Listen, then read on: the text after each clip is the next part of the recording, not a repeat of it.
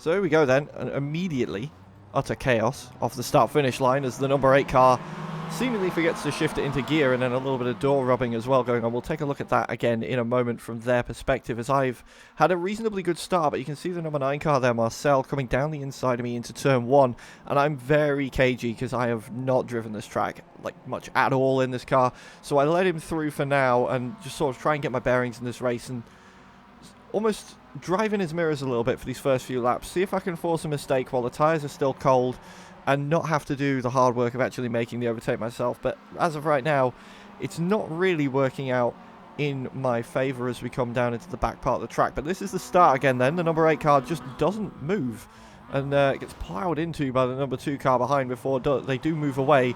Then the number 2 tries to join the line for a slipstream, pushes into the side, and they sort of rub doors.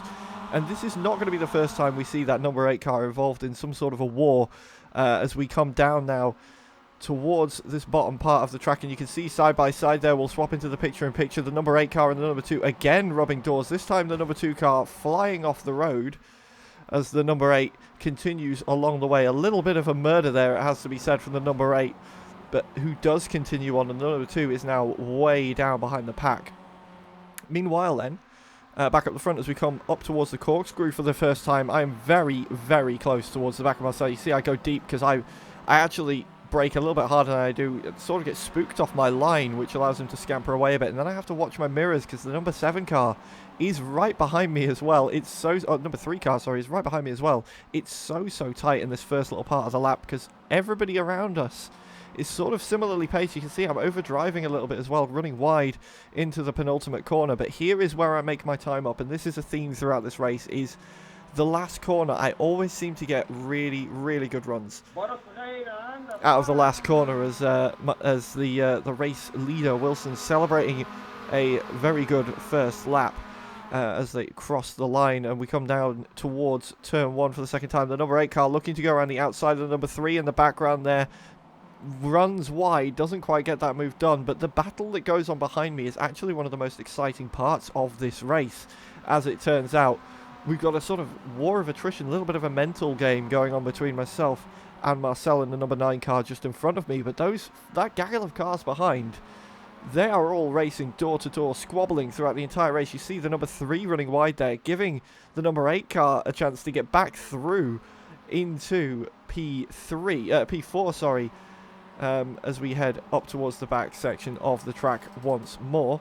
And things do now settle down for a moment as everybody starts getting their bearings, but yeah, it doesn't take long for the action to pick back up. We're coming through towards the carousel again. This time I'm a little bit further behind Marcel, who's ahead of me, so I managed to pick my braking point a lot better this time, get through the corner nice and carefully. I will admit at this point I'm not really watching my mirrors for what's going on behind me. I know the number 8 car is behind me, but I'm not really paying much attention to him. I am fully focused on trying to get past Marcel. As you see, another little bit of a run wide for one of the blue cars behind there, meaning that 3 car battle is going to go away. The number 8 car seems to have dropped them a little bit on this lap, so that he's more looking to be chasing me and Marcel for the podium than squabbling around for P4, 5, 6 or 7. But this is where I got such a tremendous run out of the final corner. I'm pulling along round the outside of Marcel down towards turn 1. I'm much later on the brakes, managed to get ahead before the corner with the help of the slipstream and take P2, and now my focus is the mirrors. Now I am fully watching what is going on with Marcel, and as well, I see this in my mirrors. The number 8 car gets a little bit hairy through the first corner, hits the second apex, gets on the power a little bit too early, and around he goes. And even now, that is not the last we're going to see of the number 8 car throughout this race. But right now, you see, we've got a little bit of a gap here, myself and Marcel, to that little gaggle of blue cars behind. I am trying to run away, but Marcel is not letting me go. This number 9 car is on me for the entire of this race, and as somebody who's not done a lot of online racing and a lot of racing in public lobbies with actual people rather than AI, bro, you have to leave space. We'll get back to that in a moment as we skip to what they were on about with have to leave space. Now, I don't understand this comment. Ahmed, the person mentioned, is driving the number 6 car. The number 4 car was the one that popped up on the radio there saying he had to leave the space. I don't think there was anything wrong with that. He left space. I think the guy that came on the radio was just a little bit spooked by how close the other car got to him, and sort of hopped on the radio a little bit prematurely there. But yeah, I'm not somebody that's done much online racing. I get very nervous when there's somebody in my mirrors, and I tend to overdrive the car. I tend to drive a little bit in my mirrors too much when all of this sort of thing is happening. And I was on edge for a large portion of this race. I won't lie to you. I was definitely very, very conscious that there was a driver behind me that was as fast, if not faster, than I was. And I got a little bit lucky with getting past him because I had the draft, and now he doesn't. But every time I got down towards turn 1, I had a large enough gap not to worry, because I was getting such a good drive. As you see a back marker spinning out in front of us there, that's the number 2 car, who was battling with the number 8 on the first lap of the race, then has now been lapped already. Obviously had some damage from the contact earlier on, and is now way back. And I thought that gave me a little bit of breathing room, actually, but it wasn't as much as I was fully expecting. I will say this combination of cars and tracks as well is probably some of the most fun I've had in iRacing so far. I do love Laguna Seca. I've had a love of this track for many years, from way back when Top Gear did a thing with the NSX in Gran Turismo, and Jeremy Clarkson drove an NSX around Laguna Seca in real life and then drove around it in the game to see if he was anywhere near the time, just to compare the realism. I'd love to see some sort of similarities to that now. Obviously it's a little bit better, a little bit easier to do with the professional racers joining in, but I'd love to see somebody just be like, right, I'm going to drive this track in this car, and then I'm going to go drive it in a game and see what the differences are, see how good it is, because I reckon it's a lot closer now than it ever used to be. But right now you can see those 3 behind us are getting very close. They're squabbling around. Their squabbling was actually what gave me and Marcel a little bit of breathing room here. You see the race leader there crossing the line just ahead of us. See side-by-side action coming up just behind us, and this went on for quite some time. Like, these guys were battling away all race long. Really good racing from all of them. None of them really had any contact or any crashes between any of them. There was only that little moment earlier on with you have to leave the space. Was the only sort of bad word exchange through all of them throughout the race. It did look like a lot of fun, but I couldn't really focus on it until I was watching the replay, because Marcel was absolutely on me in that number 9 car, following me the whole race, right on the back of my car, which, if you hadn't guessed by now, I'm in the number 5 car. I probably should have mentioned that earlier on in this sort of run through. I'm in the number 5 car, the black and red MX5. I do normally run a Golf livery, but I forgot to turn on trading paints, so I'm in a black and red car today. But you see, behind me, Marcel is trying to use absolutely every bit of road available, kicking a few wheels onto the dust there, coming through that fast corner, and is right behind me, going towards the corkscrew, sorry. And I was very conscious of, if he makes a move through here, we're probably both dead, because it's a very difficult corner to try and make a move through, as we'll see a little bit later on. Spoilers. So I was very worried that he was going to try and lunge me into the corkscrew at some point on one of the laps. But thankfully he didn't, and we kept going. But you see, he's doing my same trick there of driving in my mirrors.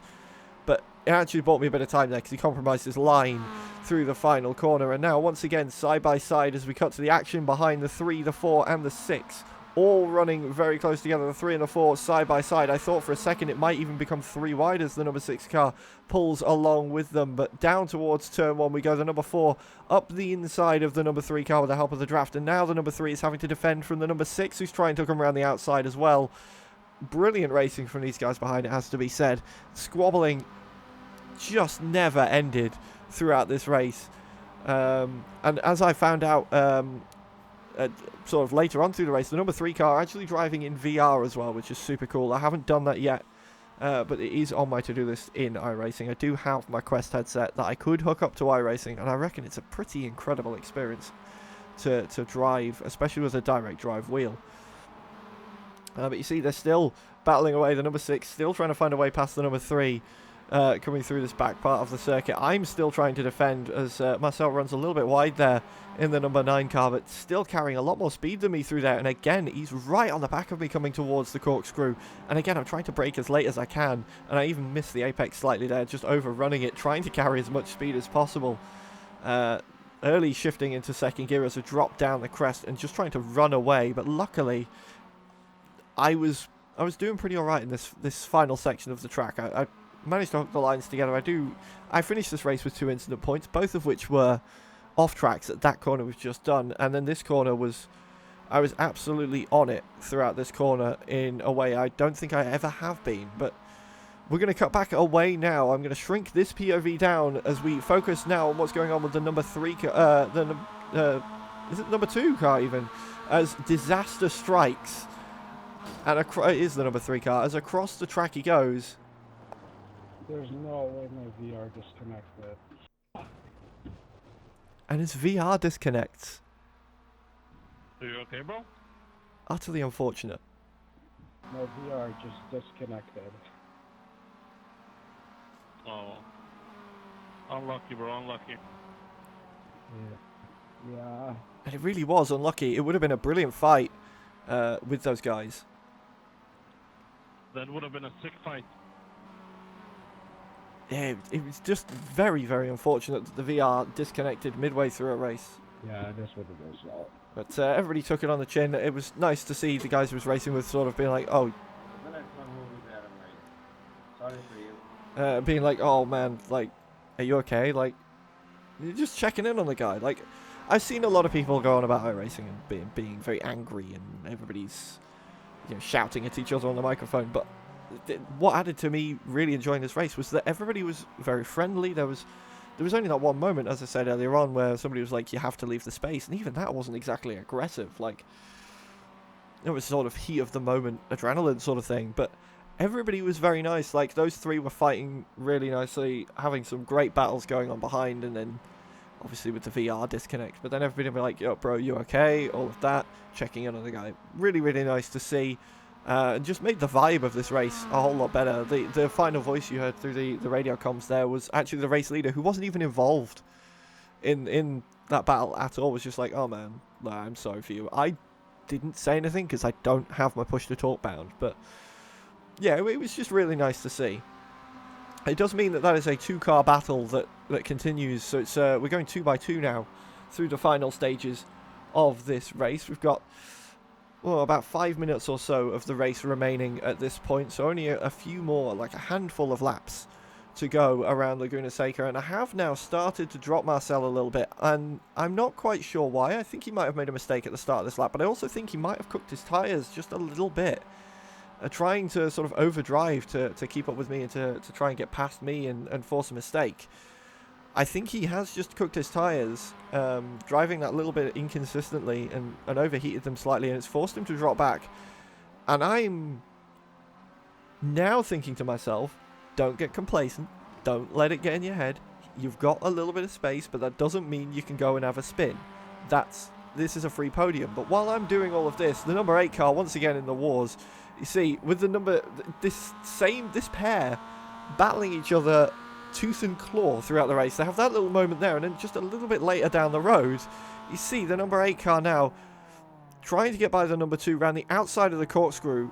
The number 2 doesn't realise what's going on, drifts out wide onto the racing line, contact between the two. The number 2 is in the wall again, and the number 8 goes around. And yeah, a little bit of impatience crept in there, I think, for the number 8, because clearly realised that they were the quicker driver, but just jumping, like, this is why there's my second off track, by the way, clearly just trying too hard to get past, and like I said earlier, it's very difficult to make a move happen through the corkscrew. You've got to be dead precise, and the other driver needs to know you're coming, and it was a bit of a lunge around the outside for the number 8 car there, and I'd be intrigued to hear your thoughts in the comments, sort of who you think was at fault for that one if you go back and watch through it, because I'm not sure.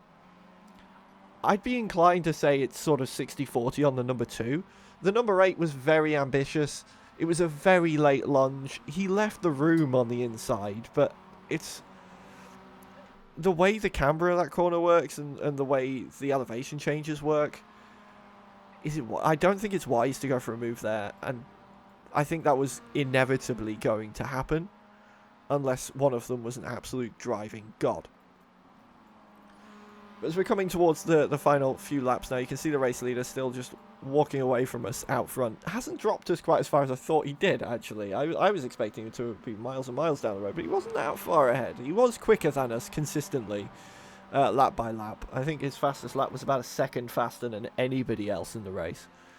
But regardless of that fact, we kept him within sight around parts of the circuit, but for the most part he was gone. The fight was between myself and Marcel here, but that fight is pretty much over at this point. I am just thinking to myself, bring it home now, don't do anything stupid. I went wide here last lap, so I'm very conservatively driving now. Final corner again, I'm just like, get a good exit, please get a good exit. And away we go onto what is now going to be the final lap of the race. I've got about a second in hand to Marcel ahead of me. I am just praying that nothing goes wrong, that I don't have a wheel disconnect, that I don't overcook the throttle, that I don't overcook the brakes. All these thoughts sort of going around my head like, just get me home on the podium now. I would be over the moon with a podium. I overdrive it through the first corner. I'm like, no, calm down. Just calm down. Just drive it home. Just get it home. But I think the nerves started to get to me of coming home with a podium, because my results track in iRacing has actually been quite good on the account I'm on. I've been on the podium, then I won, then I've been on the podium, and then this race on the podium as well. I've not finished outside the top 3 so far in road races in iRacing. So I'm like, I want to keep that streak going. And then the nerves kick in. You're like, don't do anything stupid. Corners like this one can be killer, because the curb on the inside here is brutal if you hit it, but thankfully I didn't. And then I'm thinking ahead to the corkscrew. I'm like, don't get on the power too early. Don't loop it coming around the corkscrew, because I saw people do that in practice. I know how easy it is to do that. I've thankfully not done it myself yet, but I know how easy it is. And then I made it through, and then I was like, okay, we're home. We're basically home. A few more corners to go. As we head down towards the penultimate corner, then I'm thinking, don't run wide. I don't need another off track. I've already got 2 of those this race, both at this corner. Make it through. Marcel's not close enough. As we head into the final corner, I'm just thinking, take my line, take it nice and steady, drift it out onto the curb, and away we go. Coming down towards the line, P2 in my first ever race in MX5s at Laguna Seca. Good race, guys. Really good race. I enjoyed that. GG, boys. GG. GG's, bro. GG's. So then, let's go over the results of that race. The Global Mazda MX5 Fanatec Cup at WeatherTech Raceway at Laguna Seca. We went in with around a 2.5 safety rating, because we just upgraded from our rookie license into D license. And we went in with an I rating of around 1400 and something. You can see this was the second split, with a strength of field of 1,474. The winner was obviously Wilson, who qualified on pole and ran away. Then myself qualified 3rd and had that battle with Marcel throughout the race to finish 2nd. Marcel finished behind me in 3rd place on the podium. In terms of safety rating gain, the biggest winner in this race was actually Jason Arkenaway, who finished the race with 0 incident points and managed to add 0.6 to that safety rating on the B license. In terms of I rating, what have we got going on here? I think the biggest winner was actually Wilson, who won the race with a gain of 92. Then it was us with the gain of 72, which took us over 1,500 again. Biggest loser this race was Demiano, who finished down in last place, 5 laps down in that almost golf liveried looking car there. 7 incident points, a loss in safety rating, and a 95 point loss in I rating as well. So that was me YOLOing a race around Laguna Seca in some MX5s. 0 practice, as I mentioned earlier on in the video. Just sort of hopped in with 10 minutes before the race, drove around a bit, and then did the race, and it actually worked out quite well. Also, as it happened, one of the cleanest and most fun MX5 rookie races I've had. Obviously, there was a few with some incident points. Is looking at Lucas Castro in the number 8 car there, who definitely involved himself in a few different scraps throughout that race, as we saw through that little highlights video. But yeah, one of the cleanest races I've been involved in so far. Definitely one of the most fun. Definitely had me panicking throughout the race as well, because Marcel was quick. Was about the same pace as me, just the average lap time towards the end of the race sort of hampered the progress, I think, there in catching me for second place. But let me know what you thought of this. Something a little bit different for me, going through an entire race replay and sort of talking through what was going on and so on, and sort of trying a few different things editing-wise, showing it sort of highlights like with what else was going on, particularly with my race, where my race was much more about the mind games than the side-by-side battling in this case. But there was definitely that side-by-side battling going on. So yeah, let me know down in the comments what you guys thought of this one. And if I have any more interesting or fun races go on while I'm trying out iRacing, then expect to see them coming in soon. As always, I've been Paul Zytrix Buckley. And remember, drive safe.